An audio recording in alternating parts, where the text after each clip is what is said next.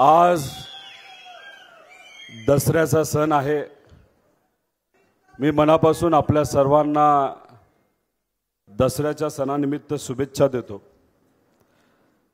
आज युवा संघर्ष यात्रा पुण्यातून सुरू होत आहे आणि आजच्या दिवशी दसऱ्याच्या निमित्त आपण आशीर्वादाचा दिवस आणि आशीर्वाद यात्रा आपण सर्वजण मिळून आज लाल महालापासून टिळक स्मारकपर्यंत काढली आणि मी मनापासून आपल्या सर्वांना आभार व्यक्त करतो की तुम्ही हजारोच्या संख्येने आज या यात्रेमध्ये आलात आणि काही लोक या ऑडिटोरियमच्या बाहेर उभे आहेत, उन्हात आहेत, पण साहेबांचं मनोगत त्यांना ऐकायचं आहे। तुम्ही बाहेर उभा आहात त्यासाठी मी आपल्या सर्वांची दिलगिरी व्यक्त करतो, पण उन्हात असून सुद्धा आपण थांबला आहात यालाच तर खऱ्या अर्थाने युवा म्हणतो। त्यामुळे तुमचे आभार या ठिकाणी व्यक्त करतो। पवार साहेब आज या कार्यक्रमासाठी आले, आपल्या सर्वांना त्यांनी आशीर्वाद दिला। त्यांच्याबरोबर इथं उपस्थित असणारे त्यांचे एकदम जिवलग मित्र, अधिकारी, तसंच राजकीय क्षेत्रामध्ये सुद्धा त्यांचा दांडगा असा अनुभव आहे असे श्रीनिवासजी पाटील साहेब, सामाजिक क्षेत्रामध्ये कामगार वर्ग असू द्या, असंघटित क्षेत्रातले लोक असू द्या, त्यांच्यासाठी प्रामाणिकपणे झटणारे बाबा आढाव साहेब असतील, तसंच कुमारजी सप्तर्षी साहेब असतील, शिपालजी सबनीस, तसंच विठ्ठल काका मनियार या ठिकाणी उपस्थित आहेत। फौजिया खान मॅडम, वंदनाताई चव्हाण ताई, तसंच अशोक बापू पवार, रवींद्र भाऊ दंगेकर, रमेश भाऊ बागवे, प्रशांत दादा जगताप, ज्यांनी आज खूप मोलाची अशी साथ त्यांच्या आणि सहकार्यांनी आजच्या या कार्यक्रमासाठी दिली। तसंच या ठिकाणी उपस्थित असणाऱ्या आपल्या सर्वांच्या मार्गदर्शक वंदनाताई चव्हाण, जयदेवजी गायकवाड साहेब, जगन्नाथ भाऊ शेवाळे, डॉक्टर नरेंद्र भाऊ काळे, तसंच सलील भाऊ देशमुख, तुषार भाऊ कामठे, देवदत्त भाऊ निकम, महेशजी तपासे, कमल नानी ढोले पाटील, प्रवीणदादा गायकवाड, जे नेहमीच आपल्या सर्वांना मार्गदर्शन करतात। तसंच या ठिकाणी उपस्थित असणारे अंकुश काकडे साहेब, रवींद्र अण्णा माळवतकर, अण्णाभाऊ थोरात, मेहबूबजी शेख, सक्षनाताई सलगर, सुलक्षणाताई शिलवंत, तसंच मृणालीताई वाणी, पूजाताई मोरे, इथं उपस्थित असणारे विकासभाऊ लवांडे, तसंच उपस्थित सर्व आजी माजी सामाजिक कार्यकर्ते, संघर्ष यात्रेतील डॉक्टर सेल, ज्यांनी आम्हाला खूप मोलाची साथ पुढच्या 42 दिवसात देणार आहेत असे डॉक्टर सुनीलजी जगताप, डॉक्टर सतीशजी कांबळे, इथं उपस्थित असणारे सर्व जनरल मोटर्सचे स्वतःच्या हक्कासाठी लढणारे कामगार, त्यांचे सर्व कुटुंबीय जे आत्ता बाहेरच्या बाजूला बसलेले आहेत, तसंच MPSC करणारे सर्व विद्यार्थी, UPSC करणारे विद्यार्थी, सलर भरतीसाठी प्रयत्न आणि कष्ट करणारे सर्व विद्यार्थी, तसंच इथं उपस्थित असणारे सर्व शिक्षक, या ठिकाणी उपस्थित असणारे अनेक इंजिनियर, BA BCom MBA करून कुठेतरी हाताला काम मिळावं यासाठी प्रयत्न करणारे सर्व युवा वर्ग, तसंच MPSC समन्वय समिती, स्टुडंट राईट हेल्पिंग हँड, तसंच इथं उपस्थित असणारे वकील संघटना ज्याच्यामध्ये आशिषजी देशमुख, इथं उपस्थित असणारे शीख समाज संघटना, ग्रंथालय संघटना, उमेशजी पाटील, राज राजापूरकर, पंकज नाना, रवीजी वरपे, तसंच ज्यांचा आदर आणि अभिमान आपल्या सर्वांना आहे असे अधिकारी प्रांजल भाऊ चोपडे, प्रतीकजी सिनारे, स्नेहाताई पवार, श्रवण भाऊ गांजे, तसंच गौरीताई जगदाळे, निखिलजी पाटील, तसंच सरोदे ताई, तसंच ऋतिका सरोदे, ज्यांनी छत्रपती अवॉर्ड आत्ता आपल्या सर्वांना ज्यांचा अभिमान आहे असं त्यांनी अवॉर्ड जिंकलं, तसेच सुनील भाऊ जगताप, उपस्थित असणारे सर्वच पदाधिकारी, कार्यकर्ते, सामाजिक कार्यकर्ते, युवांसाठी झटणारे सर्व सामाजिक कार्यकर्ते, युवांचे सर्व पालक, उपस्थित असणारे विविध शैक्षणिक, सामाजिक, विविध भागामध्ये काम करणारे सर्वच मान्यवर, तसंच इथं उपस्थित असणारे माझ्या कुटुंबियातले सर्व कुटुंबीय, ज्याच्यामध्ये माझे आई वडील असतील, सासू सासरे असतील, पत्नी असेल, तसंच आपण सर्वजण म्हणजे महाराष्ट्र जो आपल्या सर्वांचाच एक मोठं कुटुंब आहे, महाराष्ट्राची तमाम जनता, युवा वर्ग यांना मनापासून मी नमस्कार करतो. आदरणीय पवार साहेबांना मला सांगायला आवडेल की साहेब, एक आशीर्वाद यात्रा आपण पुण्यामध्ये काढावी असं म्हणणं युवांचंच होतं. जेव्हा केव्हा आम्ही युवांना भेटलो आणि त्यांना जेव्हा कळालं की युवकांच्या हितासाठी तसंच त्यांचे प्रश्न घेऊन आपण एक यात्रा महाराष्ट्रामध्ये काढत आहोत, तर अनेक पुण्यामध्ये असणारे, महाराष्ट्राच्या विविध कानाकोपऱ्यामध्ये राहणारे जे सर्व युवा आहेत ते एकत्रित आले आणि त्यांनी विनंती केली की आपण 25 तारखेला तुळापूरपासून यात्रा काढत आहोत, त्याच्या आदल्या दिवशी, दसऱ्याच्या दिवशी आपण जर पुण्यामध्ये यात्रा काढू शकलो आणि त्या यात्रेमध्ये आदरणीय पवार साहेब आणि सर्व मान्यवर येऊ शकले, त्याचा एक खूप मोठा अभिमान हा आम्हाला सगळ्यांना असेल असं या युवांनी सांगितलं. आणि जेव्हा ही गोष्ट आदरणीय पवार साहेब आपल्याला सांगितली, तुम्हाला एक सेकंडसुद्धा नाही लागला हो म्हणण्यासाठी, कारण शेवटी युवांचे प्रश्न हे तुमच्यासाठी अतिशय मनाजवळचे आहेत आणि महत्त्वपूर्ण आहेत. ह्या यात्रेला गर्दी करण्यासाठी आम्ही कुठेही प्रयत्न केला नाही. फक्त युवांमध्ये गेलो, चर्चा केली, विनंती केली, तसंच पदाधिकाऱ्यांशी चर्चा केली आणि त्या विनंतीला मान देऊन एवढ्या मोठ्या संख्येने हा सर्व युवा वर्ग इथं आलेला आहे. दसऱ्याचा दिवस आपण का साजरा करतो? आपण नेहमी नेहमी हेच बोलत आलेलो आहे की अन्यायाच्या विरोधात न्यायाची भूमिका, तसंच असत्याच्या विरोधात सत्य. आज अन्याय काय आहे? आपल्या हातामध्ये डिग्री आहे पण हाताला काम नाही. आज आपण सर्वजण स्पर्धा परीक्षेसाठी प्रयत्न करतोय पण ॲड निघत नाहीत, याला आपण अन्याय म्हणतो. जेव्हा आपण प्रयत्न करतो, पेपर देतो, त्याच दिवशी आपल्याला कळतं की पेपर फुटलाय, याला आपण अन्याय म्हणतो. आपले आई वडील कमी शिकलेले असले तरी कष्ट करून, स्वतःचं स्वप्न मारून आपल्या मुला मुलींना ते शिकवतात, डिग्री नाही तर डबल ग्रॅज्युएट करतात आणि एवढं करून सुद्धा त्या मुला मुलींच्या हाताला काम मिळत नाही, ह्याला आपण अन्याय म्हणतो. आज ग्रामीण भागामध्ये आणि खास करून 10 जिल्ह्यामध्ये आजच्या काळामध्ये दुष्काळ आहे. शेतकरी आज अडचणीत आहे, कष्टकरी अडचणीत आहे, पण त्याबाबत कुणीही आज चर्चा करत नाही, ह्याला म्हणतो आपण अन्याय.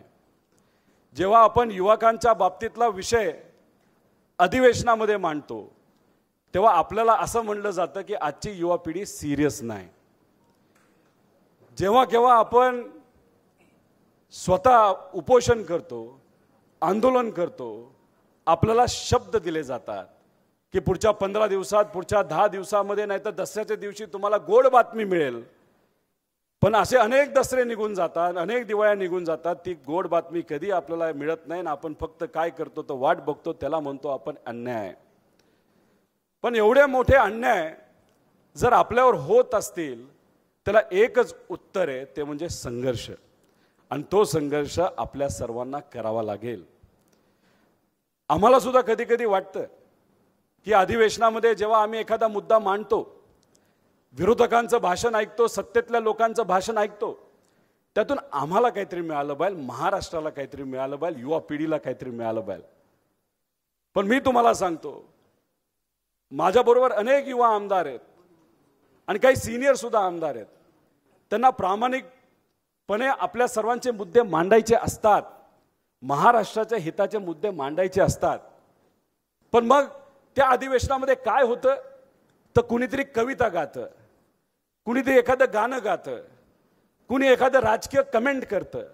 माझं एक प्रामाणिक मत आहे जेव्हा केव्हा आम्ही आदरणीय पवार साहेबांचा काळ बघितला अधिवेशनामधला, नाही तर जे मोठे मोठे नेते याच्या आधी होऊन गेले त्यांचा काळ बघितला, तेव्हा चर्चा होत होती, तेव्हा धोरण बनवलं जात होतं, त्या धोरणावर बोललं जात होतं, काय बरोबर आहे काय चूक ह्याच्यावर चर्चा होत होती. विरोधकांनी एखादा मुद्दा मांडला तर तो कुठेतरी चर्चेमध्ये येत होता. पण आज काय होतं तर तुम्ही आज त्यांच्याबरोबर आहात, उद्या आमच्याबरोबर येणार, त्याच्यावर एक कविता ऐकावी लागते. पूर्वी आपले कसे संबंध होते, आता कसे संबंध आहे त्याच्यावर कविता ऐकावी लागते. राजकीय भूमिका पूर्वी काय होती, आता बघा तुमची बदलली, ह्याच्यावर कविता ऐकायला लागते. अरे पण या कविता ऐकून करायचं काय? थोडी याच्यामुळे मार्ग निघणार आहे, थोडी युवांना हाताला काम मिळणार आहे, थोडी महाराष्ट्राला दिशा मिळणार आहे. अरे पूर्वीच्या काळामध्ये महाराष्ट्र हा अख्ख्या देशाला दिशा देत होता. जे धोरण महाराष्ट्रामध्ये बनायचं ते अख्खे राज्य, इतर राज्य स्वीकारायचे आणि देश स्वीकारायचा. आहे का आजची तशी परिस्थिती? नाही. कारण का या बाबतीत चर्चा होत नाही. जेव्हा केव्हा एखाद्या मंत्र्याला आम्ही भेटतो तेव्हा ते एवढंच म्हणतात, आमची बाजू घे, तुझं काम करतो. जेव्हा एक अन्याय आमच्या कुटुंबावर आणि पार्टीवर झाला तेव्हा अनेक लोकांचं मत होतं की आम्ही भूमिका बदलावी, आम्ही कुठेतरी सत्तेत जावं. मला आपल्या सर्वांना सांगायचे की सत्ता येते जाते, पण विचार हे कायमस्वरूपी आपल्याबरोबर राहतात. सत्तेमुळे कुठेतरी आपला तात्पुरता फायदा होऊ शकतो, पण विचार जर आपण जपले तर आपल्या पिढीचं आणि पुढच्या पिढीचं कल्याण नक्कीच होऊ शकतं. आजची वस्तुस्थिती फार वेगळी हो. आकड्यावर बोललं पाहिजे. आज या आपल्या देशाचं जे ॲव्हरेज वय ते 29 आहे. 140 कोटीची लोकसंख्या आणि त्याचं ॲव्हरेज वय जर काढलं तर ती 29 वय येतं. 2016-17 मध्ये जे आज लोक काम करतात आणि 2016-17 मध्ये जे काम करत होते त्या काळामधलं वर्किंग पॉप्युलेशन म्हणजे नोकरी असणाऱ्या लोकांचं ॲव्हरेज एज हे किती होतं तर ते 34 होतं. आणि आज गेल्या 5-6 वर्षामध्ये देशामध्ये जे लोक आज काम करतायत त्या लोकांचं ॲव्हरेज वर्किंग एज काय असेल तर ते 46 झालंय. 46. मग मला तुम्हाला विचारायचंय, आपण म्हणतो आपला देश युवा देश आहे, आपल्या देशाचं ॲव्हरेज एज जर 29 असेल तर जसा जसा काळ पुढे जाईल तसं वर्किंग पॉप्युलेशन म्हणजे जी काम करणारी लोकसंख्या आहे, नाही तर ज्यांना हातामध्ये काम आहे अशा लोकांचं वय ॲव्हरेज वय हे वाढलं पाहिजे का कमी झालं पाहिजे? काय झालं पाहिजे? तर आपल्या देशामध्ये हे वय वाढतंय का? कारण का मुलांच्या हातामध्ये डिग्री आहे पण त्यांना काम मिळत नाही. याच्यामध्ये अनेक असे युवा आहेत की आता ते काम सुद्धा बघत नाहीत. एक शेतकऱ्याचा मुलगा इंजिनियर बनतो, काय स्वप्न मनामध्ये ठेवतो की माझा वडील शेती करतो, कष्ट करतो, पण मला काहीतरी वेगळं करायचं, एखाद्या कंपनीमध्ये मला काम करायचंय, तिथं मला कुठेतरी संधी मिळाली पाहिजे. वडील सुद्धा कष्ट करतो, आपलं छपराचं जे घर आहे तर तसंच ठेवतो, कधीही तिथं बिल्डिंग बांधत नाही, पण मुला मुलींना तो शिकवतो आणि त्या इंजिनियरच्या हातामध्ये डिग्री आल्यानंतर वन तो मुलगा फिरतो, पण त्या कंपनीमध्ये कुठेही त्याला काम मिळत नाही. तोच इंजिनियर झालेला मुलगा हा परत वडिलांकडे जातो आणि शेती करतो. शेती करणं हे वाईट नाही, शेती करणं फार महत्त्वाचं आहे, पण इच्छाच्या विरोधात जाऊन एखादी गोष्ट जर करायची असेल तर त्याला पूर्णपणे जबाबदार कोण असेल तर ते सरकार असेल. आणि हे सरकार असू द्या ना तर ते सरकार असू द्या. काही लोकांना आम्ही भेटतो, रिक्षा चालकाच्या मुलांना भेटतो, मुलींना भेटतो, जेव्हा त्यांना शिकवलं जातं त्या प्रामाणिक वडिलांची आई वडिलांची इच्छा काय असते की आज आपण रिक्षा चालवतो, रिक्षा चालवत चालवत कसं तरी आपली मुलं आज शिकलेली आहेत, पण आमची पुढची पिढीला काहीतरी वेगळं केलं पाहिजे, पण तसं होताना दिसत नाही. मग त्या सायकलमध्ये त्या चक्रामध्ये जर सर्व पुढची पिढी सुद्धा अडकत असेल आणि पुढच्या ज्या मुलाला शिकून सुद्धा परत रिक्षा चालवायला लागत असेल तर मग ही सायकल नाही तर ही जी काय आपली सायकल आहे ते कुठं ना कुठंतरी आपण तोडण्याचा प्रयत्न हा केला पाहिजे. आता ह्या सगळ्या गोष्टी महत्त्वाच्या आहेत, पण याच्यावर चर्चा व्हावी यासाठी आपण युवा संघर्ष यात्रा काढलेली आहे. काही लोक म्हणतात अहो कशाला काढली, ह्याच्यात काय राजकीय हेतू आहे का? अरे अजिबात याच्यामध्ये राजकीय हेतू नाही. काही लोक म्हणाले तू वेडा आहेस. मी म्हटलं का? ते म्हणलं यात्रा नव्हती काढायला, तू काय करायला पाहिजे, रथयात्रा काढायला पाहिजे, रथयात्रा. मी म्हटलं का? काय नाही, एक मोठी बस घ्यायची, बसमध्ये बसायचं, AC चालू ठेवायचं, जिथं पाहिजे तिथं उतरायचं, विषय संपला. मी त्याला एवढंच सांगितलं, ही जी युवा संघर्ष यात्रा आहे याच्यामध्ये जो संघर्ष आम्हाला 800 किलोमीटर करून करायचा आहे, लोकांशी संवाद साधून करायचा आहे, हा संघर्ष आज महाराष्ट्राची जनता जो संघर्ष करत आहे त्या संघर्षासमोर हा संघर्ष अजिबात काही नाही. पण महाराष्ट्राची जनता आणि युवा जो संघर्ष करत आहे त्याचं प्रतीक 100% ही युवा संघर्ष यात्रा आहे. म्हणून आम्ही सर्वांनी मिळून ही युवा संघर्ष यात्रा काढलेली आहे. ती कोणा एकाची नाही, ती सर्वांची आहे, ती तुमची आहे. आज व्हिडिओच्या माध्यमातून जे लोक आज बघत आहेत तिथे येऊ शकले नाही त्यांची आहे. महाराष्ट्राच्या कानाकोपऱ्यामध्ये राहणारी आजची पिढी आणि उद्याची पिढी त्यांची ही यात्रा आहे, त्यांच्या पालकांची यात्रा आहे, स्वाभिमानी मराठी माणसांची यात्रा आहे, स्वाभिमानी महाराष्ट्रामध्ये राहणाऱ्या जनतेची यात्रा आहे, आणि जी आज तुमच्या सर्वांच्या आशीर्वादाने इथून सुरू झालेली आहे. याच्यामध्ये अनेक वेगवेगळे मुद्दे आपण सर्वांनी मिळून घेतलेले आहेत. आदरणीय पवार साहेबांनी शिक्का मारून या सर्व मुद्द्यांना अप्रुव्हल दिलेलं आहे. याच्यामध्ये आपण शासकीय पदभरती व रोजगार हा मुद्दा त्याच्यामध्ये घेतलेला आहे. त्याच्यामध्ये अनेक आपले जे युवा होते त्यांनी त्यांच्या अडचणी सांगितल्या की त्यांचं सिलेक्शन झालंय पण नियुक्त्या होत नाहीत, त्या नियुक्त्या झाल्या पाहिजे. त्याच्याचबरोबर काही दिवसांपूर्वी आपण जर बघितलं सरकारकडनं कॉन्ट्रॅक्ट भरतीचा जो GR काढला होता तो मागे घेतला. मला आपल्या सर्वांना सांगायला आनंद वाटतोय की तुम्ही एकत्रित आला, युवांनी ठरवलं की आपल्याला एकत्रित यायचंय. जेव्हा युवा संघटित व्हायला लागतात तेव्हा मोठे मोठे सरकार हे घाबरतात आणि पहिलं यश हे तुम्हाला कॉन्ट्रॅक्ट भरतीचा GR मागे घेतल्यानंतर ते मिळालेलं आहे. काही लोकांना वाटलं आता थांबतील, हे आता कॅन्सल होईल यात्रा. असं होणार नाही. ही यात्रा अजून इतर मुद्दे जोपर्यंत होत नाही ती चालतच राहील आणि 7 डिसेंबरला ते नागपूरपर्यंत पोहोचेल. याच्यामध्ये दुसरा मुद्दा आपण जो घेतलेला आहे तो जर तुम्ही 10-12 दिवसामध्ये 11,000 कॉन्ट्रॅक्ट भरती करत असाल आणि 2 महिन्यामध्ये तुम्ही जर 1,00,000 लोकांची भरती कॉन्ट्रॅक्टवर करणार होता, दर पुढच्या काही दिवसामध्ये म्हणजे 45 दिवसामध्ये 2.5 पदभरतीची ॲड या सरकारच्या माध्यमातून आलीच पाहिजे, असाही मुद्दा याच्यामध्ये आपण सर्वांनी मिळून घेतलेला आहे. त्याच्याचबरोबर औद्योगिक विकास व गुंतवणूक ज्याच्यामध्ये आपण नवीन MIDC आल्या पाहिजे. अहो माझ्या मतदारसंघामधला विषय घ्या ना, प्रामाणिकपणे त्यासाठी पाठपुरावा केला, फायली पास केल्या, तिथं असणाऱ्या सगळ्या मंत्रींना भेटलो, अधिकाऱ्यांना भेटलो, सर्वे करून घेतले. करोनाचा काळ असताना सुद्धा सर्वे झाले.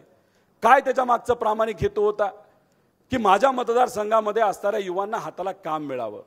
आणि जे युवा पुणे मुंबई सारख्या मोठ्या मोठ्या शहरामध्ये आपल्या आईवडिलांना घरी सोडून आज तिथं काम करत आहेत आणि आईवडील वाट बघतात की नातवंड कधी येतील, मुलं कधी येतील, अशा आईवडिलांना त्यांची मुलं परत आपल्या गावात येऊन आपल्याच तालुक्यामध्ये आपल्याच मतदारसंघामध्ये हाताला त्या युवांना काम मिळावं, हाच तर माझा प्रामाणिक हेतू होता.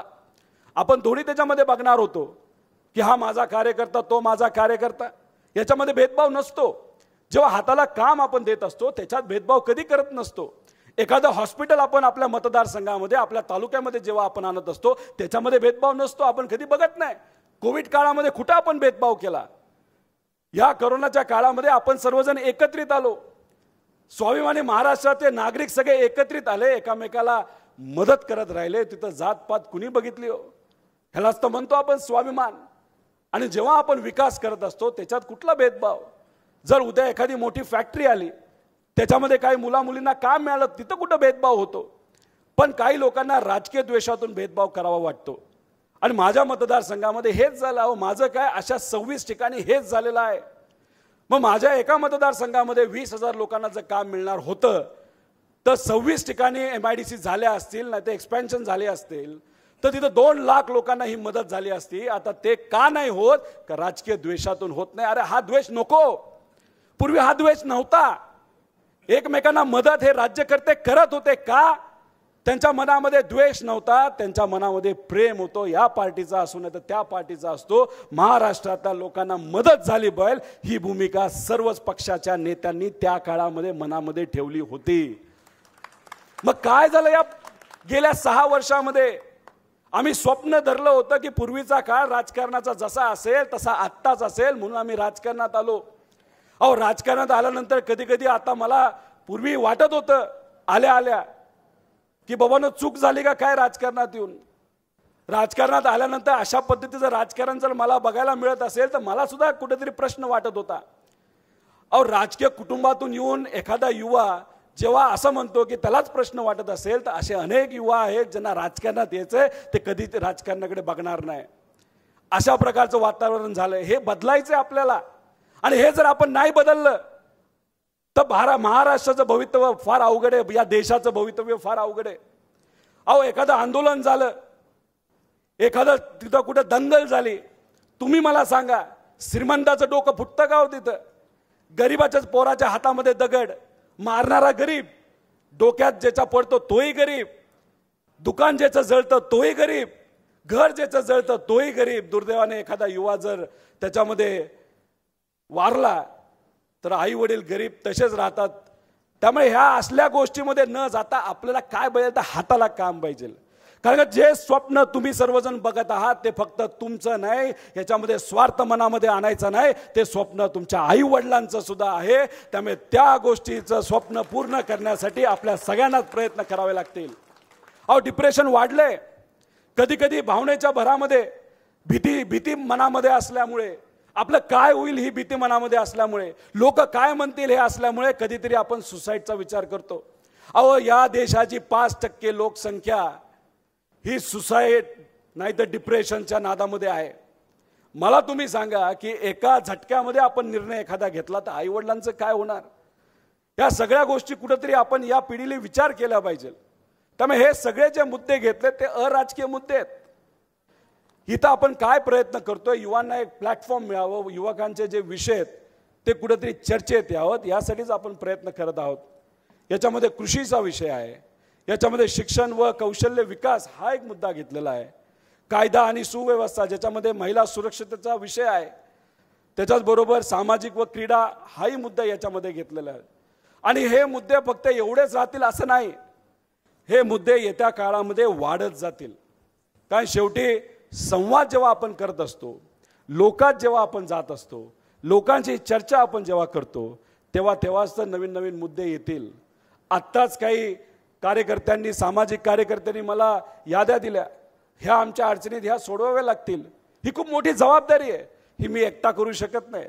याच्यामध्ये तुम्ही सर्वजण लागाल, तुम्ही सर्वजण एकत्रित आलात तरच या सरकारला कुठेतरी आपल्याला झुकवता येईल आणि आपल्या सर्वांच्या मागण्या ह्या मान्य करून घेता येतील. काल का परवा स्विगी आणि या कंपनीमध्ये काम करणारे काही मुलं मला भेटली झोमॅटोमध्ये.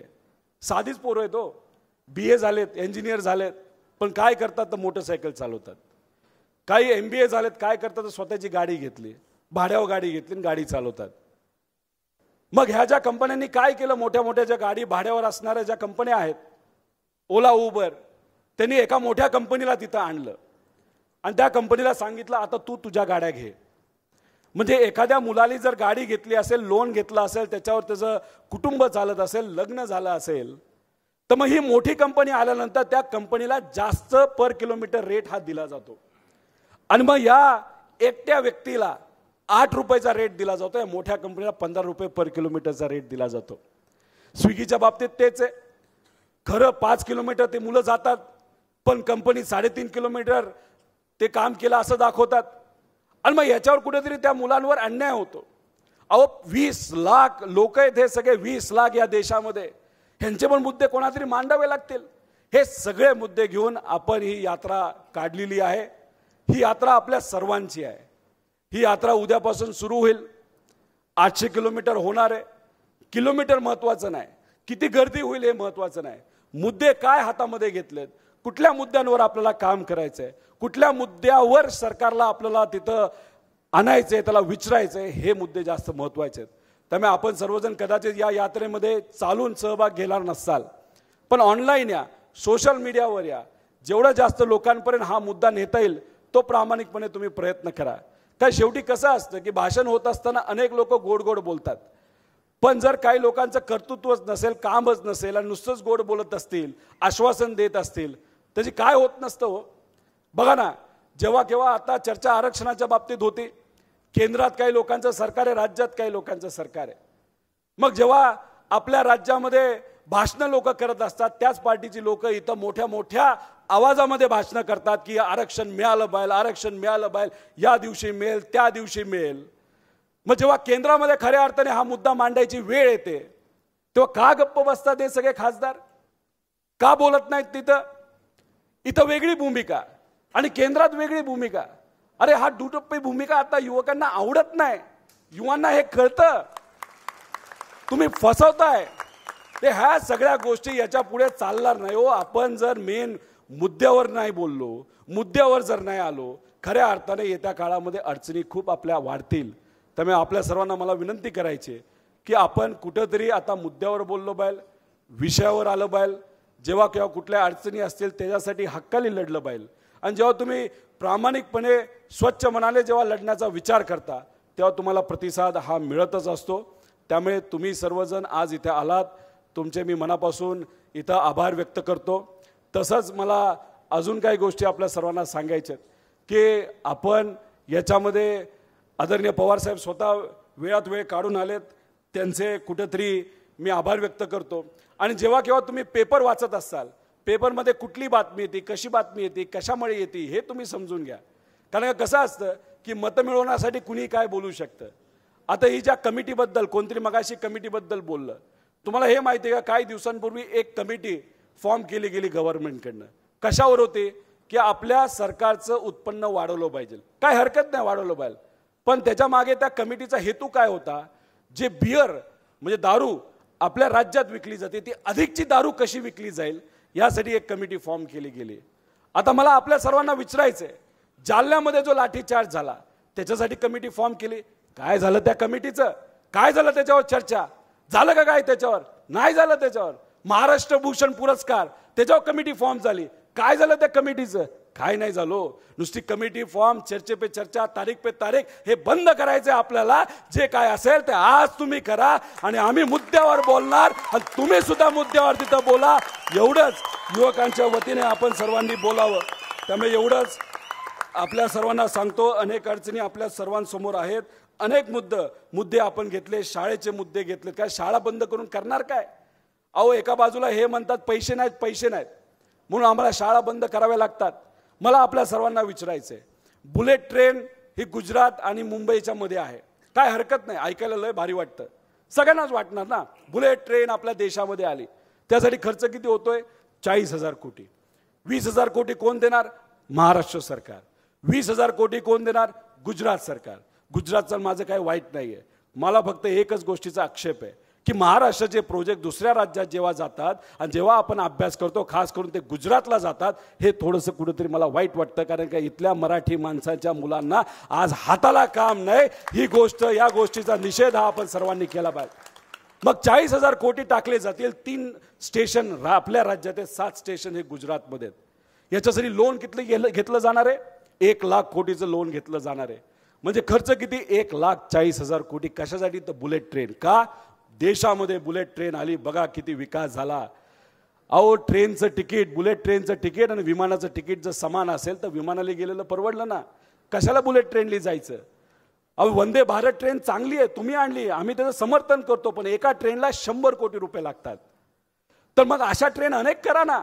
आणि हा जो पैसा आहे तो शाळेसाठी वापरा, हा जो पैसा हॉस्टेलसाठी वापरा, हा जो पैसा शेतकऱ्यासाठी वापरा, हा पैसा हा संघटित असंघटित क्षेत्रामध्ये असणाऱ्या लोकांसाठी काढा. आणि कृपा करून नाटकं न करता या महाराष्ट्रामध्ये नवीन इन्व्हेस्टमेंट कशी येईल यासाठी तुम्ही प्रयत्न करा, असा सरकारला या ठिकाणी मी सवाल आपल्या सर्वांच्या वतीने करतो. आणि आपण इथं आलात त्यासाठी आपल्या सर्वांचे आभार. आणि या यात्रेमध्ये अनेक लाखो हात जुडलेले आहेत, ही कुणी एकट्याची नाही. कुणी जेवण देतंय, कुणी तांदूळ देतंय, कुणी गहू देतंय, कुणी बस दिली, कुणीतरी गाणं लिहिलंय, कुणीतरी म्युझिक दिलंय. आज सुद्धा काही लोकांनी पाण्याची व्यवस्था केली, काही चिवड्याची व्यवस्था केलेली आहे. त्यामुळे ह्याच्यामध्ये जे जे लोक मदत करेल त्यांचं मी मनापासून आभार व्यक्त करतो. आमचे सर्व प्रभारी इथं आलेत त्यांचे आभार व्यक्त करतो. सर्व सामाजिक कार्यकर्त्यांचे आभार व्यक्त करतो. काहीही झाली तरी ही यात्रा थांबणार नाही एवढंच आपल्या सर्वांना युवांना सांगतो. आदरणीय पवार साहेबांचं भाषण हे आपल्या सर्वांना ऐकायचं आहे. त्यामुळे आपलं जास्त न बोलता आपले परत एकदा आभार व्यक्त करतो आणि थांबतो. जय हिंद, जय महाराष्ट्र, जय युवा.